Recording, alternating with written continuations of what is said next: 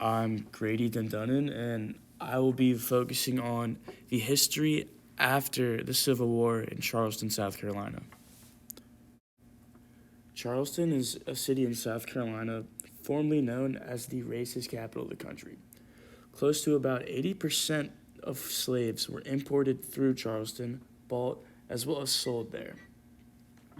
South Carolina was also the first state to part ways with the United States before the Civil War. The reason for their departure was because many plantation owners felt the abolition of slavery would be the economic and financial downfall of the South. Firstly, I'm going to interview a former slave owner and specifically ask him questions on why he thinks the war was lost and what are the continuing problems with Reconstruction, and through his point of view, what the problems are right now in Charleston. Let's get right into it. So I'm here with a former slave owner, and firstly, I'd like to ask you, why do you think we lost the war? I think we lost the war because of the blockade of Charleston. It really allowed for the North to cut off not only our supply lines, but also them to cut off our exports, which decreased our economy and allowed us to not be able to have enough funding to actually fight a war on a massive scale as we were.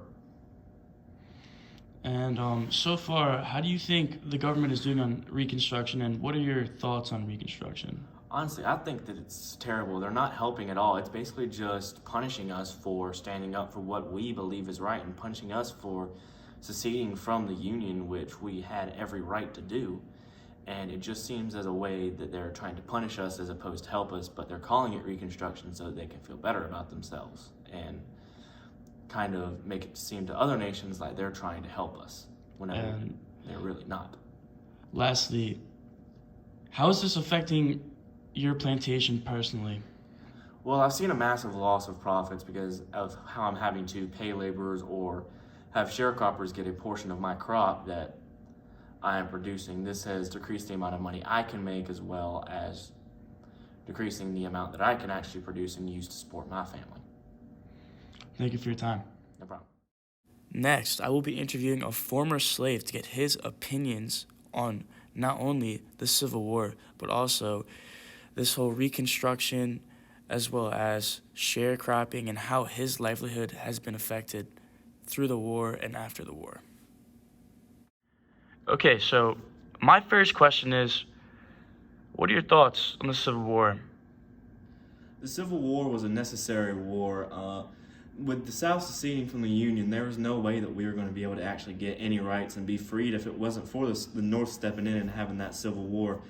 The Union winning the war is basically what allowed us to, in a way, be saved, but the inequality is still there, and there's still a massive amount of segregation, and it still feels like slavery and discrimination is alive today in the South. Can you go in a little more detail about your life as a black man in Charleston, South Carolina?